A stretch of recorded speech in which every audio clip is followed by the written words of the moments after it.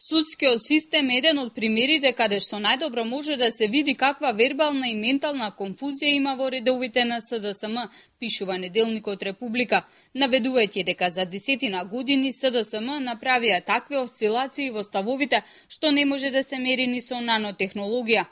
Република пишува дека Рената Десковска од СДСМ на 24 април годинава повика: судството мора да биде независно, ефикасно и непристрасно. 6 месеци подоцна, 15 суди, вкупно 25 вработени во судот за прекршоци, се приведени поради корупција, непочитување на законите. СДСМ наместо да излезе и да поздрави акцијата, преку своите гласила жестоко ја нападна. Неделникот понатаму пишува кога екс-премиерот Владо Бучковски беше апсен за аферата Тенковски делови како висок представник на СДСМ и тогашен пратеник беше прогласен за жртва на ВМРО-вскиот реваншизам.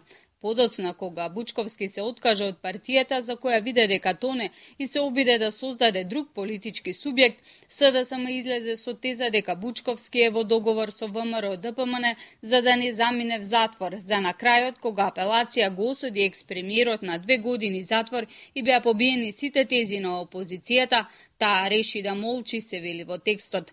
Неделникот понатаму наведува, кога СДСМ додека беше на власт го апсеше Љубе Бошковски, беше криминалец кој направил голема штета на државната каса.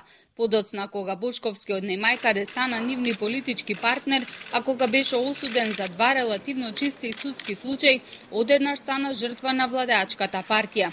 Република подсетува и на променливите ставови на СДСМ во случајот со генералот Горан Стојков, кој за време на владењето на СДСМ беше држан во затвор 11 месеци за случајот Раштански лозѓа, а сега кога е осуден за случајот шпион, за нив е политички затвореник.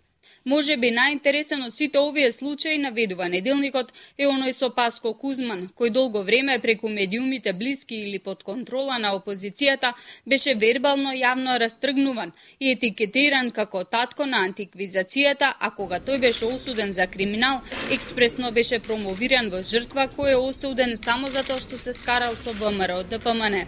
Република пишува двојните стандарди раководството на СДСМ ги потврди со скапата забава на Дайнерс која беше организирана во Стариот театар, кој исто така представува дел од проектот Скопје 2014. Таму можеше да се види безмалку целото раководство на СДСМ. Аналитичарите, пишува Република, ќе кажат: рецидив од поранешниот систем е немањето капацитет на СДСМ да восприми и разбере дека и членови на партии може да бидат апсени и дека и високи партиски функционери, доколку се погрешат према законот, може да завршат зад решетки.